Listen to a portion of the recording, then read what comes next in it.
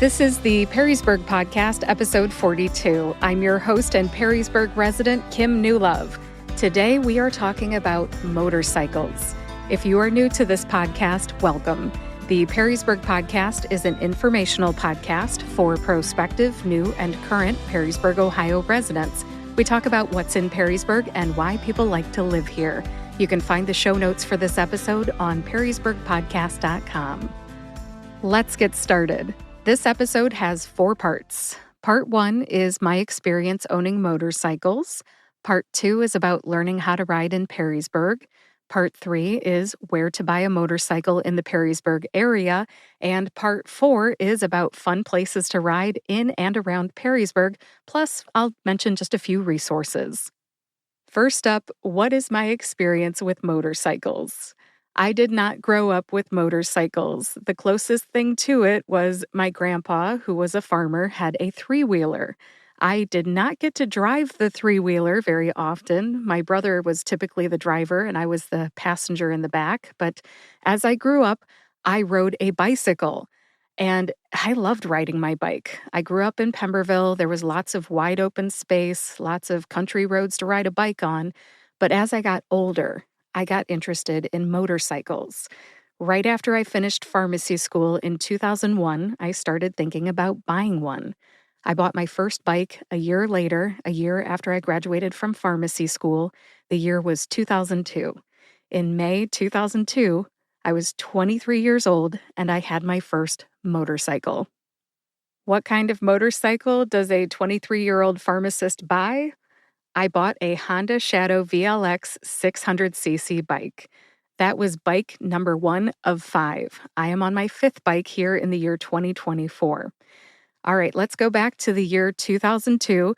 The day after I bought it, I found out I was pregnant. Did I ride while I was pregnant? Yes. Actually, I rode until September of that year. I was 4 months along and I was due in February. I didn't ride again after that until my son Craig was born and he was 2 months old.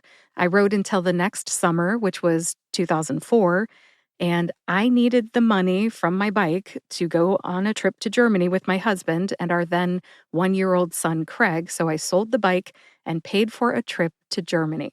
My husband does not ride, by the way. He was all for selling the bike. And it is ironic that I tell you this story today because as I record this on April 25th of 2024, I'm getting ready to go back to Germany. Actually, when this episode drips out on May 10th, I will be in Germany. Greetings from Munich. All right, I didn't ride again for about 8 years. That was until 2012. Then I bought bike number 2. Bike number 2 was a Kymco Super 8 150cc scooter. It was my first scooter ever. Now, I have 2 sons. At the time that I bought the scooter, they were 7 and 9 years old, so a 7-year-old and a 9-year-old, and I started riding again, and they rode on the back of that thing for several years. They loved it. I bought them their own helmets, and they had a good time. I kept that Kymco Super 8 for about 7 years, and I got rid of it in 2019. It was a great around-the-town scooter. Bike number 3 was a Honda Gram 125. That is an actual motorcycle, not a dirt bike. It was a fun little motorcycle. I bought that back in 2014, and I had the Kymco Super 8 and the Honda Gram at the same time. The Gram was fun, and I love small engine motorcycles, but shifting gears in town was no fun. So I traded the Gram in for bike number 4, which was a Honda Silverwing 600cc scooter. Now, at that point, I had 2 scooters in the garage. I was discovering that for what I did and how I drove, scooters were right for me. Now that I mentioned that I like scooters, bike number 5 should be no surprise. Bike number 5 is a blue BMW C400X scooter. That's what I drive now. I love it, but it's not my forever bike. I've been looking for bike number 6 ever since I bought bike number 5. If you ride motorcycles, you know that it is not uncommon to buy, sell, and trade until you find your forever bike. What are the top contenders, Kim? You might be wondering. The top contenders for bike number 6 are a Yamaha FZ07, the Scrambler Ducati 803. Yellow and black would be preferred, of course, for Perrysburg colors. And I've also been looking at a Harley Davidson trike. I'll be shopping around this summer, but I am not in any hurry to buy bike number 6. The Beamer has been good to me. I get the feeling that it is not my forever bike. That's all I'm going to say about my experience owning motorcycles. I'll put my 2 cents in about learning how to ride, where to buy locally, fun places to ride in and around Perrysburg, and resources when we get to parts 2, 3, and 4. And speaking of part 2, next up is part 2, learning how to ride in Perrysburg. Sure, you can learn from a friend or a family member, but I recommend some formal training too. Kirk over at River's Edge Racing in Maumee said it best. Knowledge is power. Know what good riding looks like. Well said, Kirk. Know what good riding looks like. I second that. So, in addition to listening to knowledgeable friends and family members who ride, you have 3 good options for learning how to ride locally. Number 1 is the Basic Rider Skills course through the Motorcycle Ohio program. Number 2 is the Motorcycle Safety Training class through Owens Community College. And number 3 is Champ U. Champ U is an online learning course. Let's talk about those one at a time. The Motorcycle Ohio program and the Owens Community College options provide in-person, hands-on training for $75. It used to be $25. $75 is nothing. They provide the motorcycles. All you have to do is get your temps and bring your helmet. They will instruct you and provide a small engine bike. It is a fantastic program. I'll put links to both of those in the show notes for episode 42 on perrysburgpodcast.com. The other option that I mentioned is Champ U. I want to thank Kirk over at River's Edge Racing in Maumee for letting me know about this. I did not know about this, but this is an online learning platform. It costs about $100, and what do you get? The website says, you will learn the techniques, approaches, skills, and mindsets of the best riders in the world to make you a safer, more confident rider no matter what you ride. That sounds like a good opportunity if you like online learning and you just want to get the theory out of the way, just get your head in the game, so to speak, before you put your hands on the bike and learn how to ride. I'll put a link to Champ U in the show notes for episode 42 on perrysburgpodcast.com. Which one of those 3 did 23-year-old Kim use back in 2002? I went with the Motorcycle Ohio program. My cousin's husband, Jim, oh, God bless him, he tried to teach me first, but I bought a bike that just wasn't right for me, and I had a hard time learning how to drive it. It wasn't Jim's fault. He tried. Plus, I was pregnant. I was losing my sense of balance as every month passed. Not ideal learning conditions, not the right bike. I was pregnant. I was a first-time rider. So I had my temps, but I didn't really learn how to ride well in the year 2002 when I bought my bike. I enrolled in the Motorcycle Ohio program in April of 2003 when I was on maternity leave.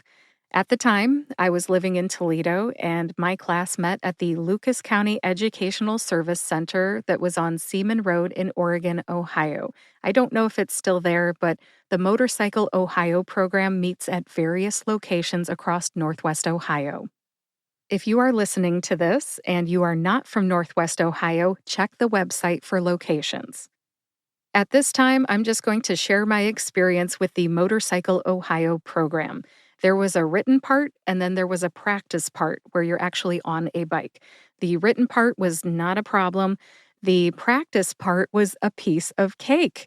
I don't want to say it's going to be easy for everybody, but they provide the bikes, and oh my gosh, it was the right bike for me. I had a 250cc Honda Rebel. Again, it was provided, and it was a piece of cake to drive.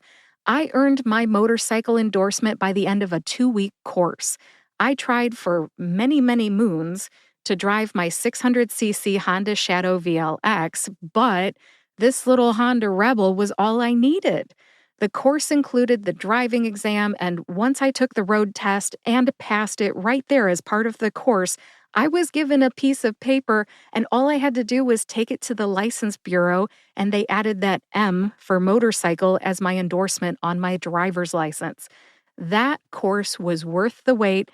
I felt confident after the Motorcycle Ohio program, and I would highly recommend it to others. Don't you just love a story with a happy ending? I know I do. Now, I'm going to switch gears, different topic here. For any parents listening to this, I want to relate to you in this moment. I want you to know that I am a 45-year-old woman. I have 2 adult children, and neither of them had any interest in driving motorcycles. But if they had, I would have encouraged them to enroll in a training program like I did, either the Motorcycle Ohio program or the program at Owens Community College. I think training is important not just for responsible adults who are a little bit older like myself, but also for young people. All right, thank you for listening to that. As far as buying the right starter bike, let's talk about that next. I'll come right out and tell you my very biased opinion. After owning 5 bikes and sitting on dozens of other ones at different bike shows over the years, and test driving too, I would recommend a small engine bike with a short wheelbase to get started, whether you're an older adult like me or a young person. If you are riding in town, buy a cheap scooter. That Kimco Super 8 that I owned for 7 years, that 150cc scooter, was a perfect beginner bike. You don't have to worry about shifting. You can just buy it, become a proficient rider, and then sell it. I think my first scooter cost about $1,500. I bought it used from Honda East, and then I sold it to a local guy for $1,200. I used it for 7 years. I totally got $300 worth of enjoyment out of it over 7 years. I lost $300 total on the whole deal, but it's a vehicle. They depreciate. That is to be expected. Let's talk about just a couple other good starter bikes, literally 2. I will talk about the Honda Rebel 300 and 500. I count that as 2 different bikes. The Honda Rebel 250 should have been my first bike 20 years ago in 2002. Now, the Rebel is made as a 300 or a 500. If you're going to ride around town, get the Honda Rebel 300. If you need to get comfortable riding on the highway, go with the Honda Rebel 500. There are plenty of other small engine bikes out there. Get something small and light, something that's easy to maneuver, and something with a short wheelbase so you feel more confident riding. One last thing about learning how to ride: wear safety gear. I have a list of 6 must-have items. I'll list the items first, then I'll say something about each one. Here's what I recommend: a full-face helmet, side-zip high-top boots, long pants, a padded long-sleeved riding jacket, gloves, and a backpack. Now I'll talk about each one. Number 1, a full-face helmet. Protect your brain. It's the only one you've got. I wear a Schuberth brand flip-up style full-face helmet, and I love it. I wear eyeglasses, and the flip-up style is eyeglass friendly. I also have a 3/4 helmet and goggles, but my goggles have slipped off way too many times while I've been riding in spite of adjusting the strap tighter, and I won't wear them anymore. Be careful if you wear a 3/4 helmet and goggles, and know what to do if they slip off. Managing belongings while riding takes skill. If you're a beginner, wear a full-face helmet, not a 3/4 helmet with goggles. If you're an expert rider, do what you're going to do. Number 2, side-zip high-top boots. The last thing you want is for your left shoelace to get stuck in your gear shift. If you're new to riding and you do not know what I'm talking about, here's the scoop. If you have a manual shift bike, you will shift with your left hand and your left foot. If your shoelace gets untied and wrapped up in your gear shift because that shoelace is flapping around in the breeze, and then you can't shift while you're driving or put your foot down when you come to a stop, you've got a problem. You may not be able to stop when you want to stop, And you might tip over if you need to balance on both feet when you come to a stop. This is especially true if you are short like me and your bike is tall. Always lace your footwear tightly before you get going, or just wear side zip high top boots. Number 3, long pants. If you fall, let the road eat your jeans, not your skin. Wear long pants. Number 4, a padded long-sleeved riding jacket. Same deal as with the jeans. If you fall down, better safe than sorry. Road rash is no joke. Wear a long-sleeved riding jacket. Number 5, gloves. Gloves, of course, protect your hands. This tip comes with a story. Once upon a time, I was not wearing gloves and I lost a fingernail, and it wasn't a fake one either. Here's the story. I had my Honda Silverwing. I was walking it down the driveway. For some reason, I started it before I sat on it. I accidentally hit the throttle. I accidentally rolled my hand. The bike rolled away, and I fell down. I was wearing everything but my gloves. Helmet, jacket, long pants, boots, the whole deal. When I fell, my right fingernail got ripped off. I know this is gory. Sorry if I'm triggering you, but it really happened. It hurt badly. And it continued to hurt for about 6 to 8 weeks until the fingernail grew back. The fingernail has never looked right in the 10 years since this happened. I regret not wearing gloves. I recommend you wear gloves. End of story. Let's get to number 6 on my list, a backpack. I have a large trunk in my scooter. Anything I need to carry usually fits inside, so I don't usually need to carry anything on me. However, I have had to ride places where I need my laptop, a notebook, and some pens. So, in that case, I ride with a backpack. Ladies, be careful riding with purses. Whether you're a driver or a passenger, purses can be a nuisance. Purses can flop around when you're going fast, and you cannot afford for your purse strap to snap and fly off and get caught in your back wheel. Use a backpack if you need to carry something. It is much safer. That ends my list of must-have safety items. Let's move on to part 3, where to buy a motorcycle in the Perrysburg area. I'll mention 3 dealerships. They are Toledo Harley-Davidson on Professional Drive in Perrysburg, next to the Waffle House, Honda East on Conant Street in Maumee, and River's Edge Racing at Fallen Timbers Mall in Maumee. I'll tell you a little more about each one, then I'll move on to part 4, which is fun places to ride and some resources. Up first is Toledo Harley-Davidson on Professional Drive. This dealership is right next to a Waffle House and I-75. The sign outside might still say Signature Harley-Davidson, depending on when you listen to this, but it is now Toledo Harley-Davidson. The owner recently changed. Shout out to Tristan in sales. Tristan showed me around. I have been in this dealership before to buy boots and gloves, but it had been a while, so Tristan showed me around. Toledo Harley-Davidson sells new and pre-owned Harley-Davidson motorcycles and trikes. They service bikes, they customize them with paint and rhinestones, you name it, saddlebags, windshields. They sell parts and accessories too. It is a full-service dealership. I just mentioned that I bought my motorcycle boots and my favorite pair of gloves there. There is a wide selection of apparel and gear for men and women at Toledo Harley-Davidson. Toledo Harley-Davidson also sells jewelry, tents, branded clothing, poker chips, helmets, and much more. Even if you don't ride, even if you're the passenger, stop by sometime and take a look around. Next up is Honda East. I have purchased 3 bikes from this dealership.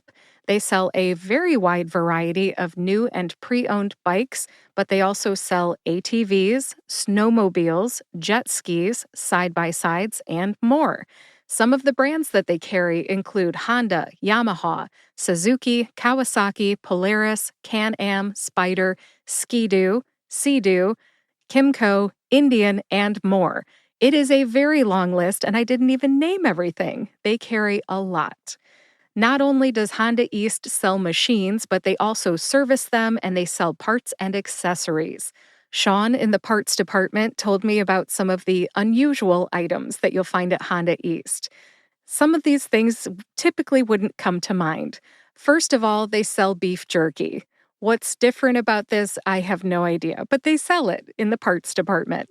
They also sell pedal assist bikes. Pedal assist bikes, if you would like something that you don't have to pedal yourself and there's a little bit of electronic assistance, that is a pedal assist bike.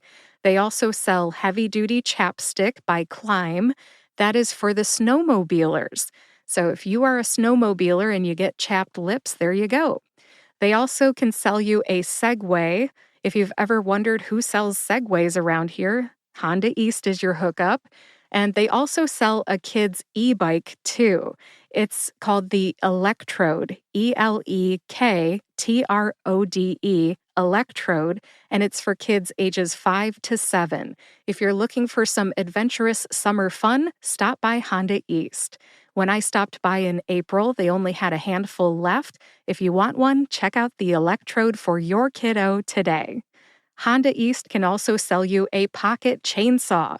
Say you're riding and there's a tree limb in the road, you can't get around it, so you whip out your pocket chainsaw. To learn more or find something normal like a helmet or riding gloves, visit the parts and accessories area at Honda East in Maumee. The third and final bike dealer that I'll mention today is River's Edge Racing.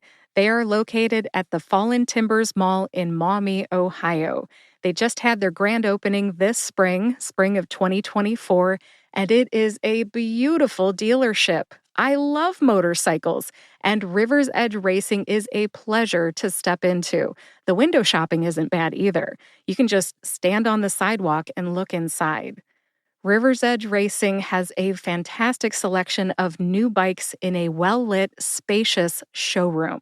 The first thing that you'll see when you enter are the new Ducati, Triumph, and Moto Morini bikes. They also sell pre-owned bikes, which are in the back near the service department. One of the 3 bikes that I'm considering for my next one is the Scrambler Ducati 803. It just happened to be in the window the day that I stopped by. If you stop by, take a look at that one. If you know nothing about motorcycles, just ask about the Scrambler Ducati. River's Edge Racing also services bikes and sells parts and accessories. The most unique thing that River's Edge Racing sells is a Ducati bathrobe. If you need a Father's Day gift idea and your man likes Ducatis, that robe sounds like a slam dunk. They also sell normal things like helmets, saddlebags, branded jackets, other apparel, and more. When you stop by, talk to Matt or Kirk. They love motorcycles, and they would be more than happy to find you the right bike for you.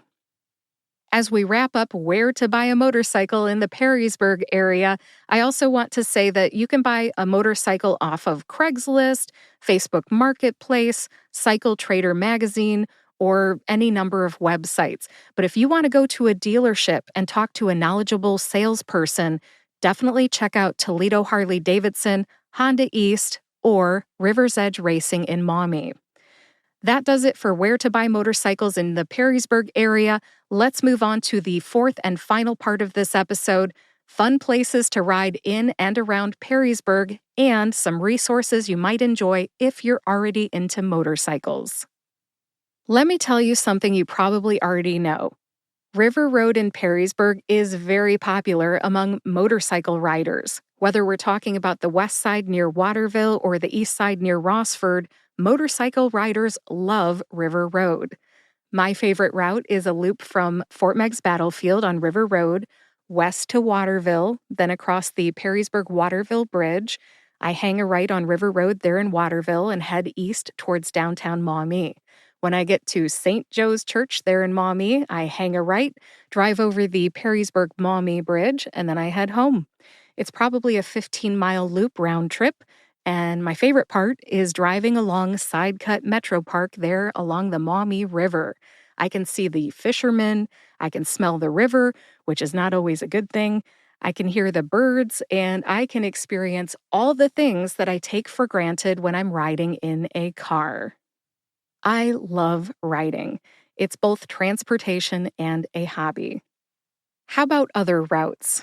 Some locals that I've talked to say they really enjoy riding from Perrysburg to Grand Rapids, grab a drink or walk around town, and then come back, or driving from Perrysburg to Marblehead. Marblehead has a lighthouse. If you've never been there and you ride a motorcycle, try riding from Perrysburg to Marblehead. And something that I have always wanted to do is when I go to Marblehead, hop on a ferry and go to Kelly's Island or make my way to Put-in-Bay and ride around there. I still have never done it, but I would like to someday. As far as resources, I want to share just 3 with you. Number 1 is Cycle World magazine. I like seeing the new bikes and reading the articles. I have recently discovered that Cycle World has a podcast. I'm just passing that along. I have not listened to it, but it is out there. Resource number 2 is a book. It is titled 2 Up, Navigating a Relationship 1,000 Miles at a Time by Linda Lehman, Lahman. I will put a link to that in the show notes on perrysburgpodcast.com. Full disclosure, Linda is my aunt. The book is a love story about how she and my Uncle Terry participated in their first Iron Butt rally. What is an Iron Butt rally? You're probably wondering. It is an 11-day, 11,000-mile scavenger hunt across the United States. It is a good story, and it also paints motorcycles in a good light. I would encourage Visit Perrysburg to invite the Iron Butt Association to stop in Perrysburg during the next Iron Butt rally. Much like the Great Race brought cars to our town, Perrysburg could see motorcycles come to town too if we're a stop for the Iron Butt rally. The third and final resource I will share is the Iron Butt Association. They are who puts on the Iron Butt rally. According to their website, the Iron Butt Association has more than 84,000 members, and they are dedicated to safe, long-distance motorcycle riding. One of their popular slogans is, "The world is our playground." I love that. If you're a motorcyclist and you enjoy long-distance motorcycle rides, consider joining the Iron Butt Association. I am not a member, but I know several people who are. I love talking about motorcycles, but it is time to wrap this episode up. If you're a prospective, new, or current Perrysburg, Ohio resident, I hope you enjoyed hearing about my experience with motorcycles, how you can learn how to ride, safety gear, where to buy a bike locally, fun places to ride, and resources. Thank you for listening to the Perrysburg Podcast, episode 42. Please visit perrysburgpodcast.com to read the show notes. In the show notes, you'll find links to the Motorcycle Ohio program, the motorcycle safety course at Owens Community College, Champ U, Toledo Harley-Davidson, Honda East, River's Edge Racing, the sign-up link for the newsletter for this podcast, and more. If you know someone who's interested in motorcycles or learning how to ride, please share this episode with them. And if you like this podcast, please subscribe to or follow the Perrysburg Podcast on your favorite podcast player and YouTube to get each new episode right when it comes out. Thanks for listening today. I'll talk to you next week.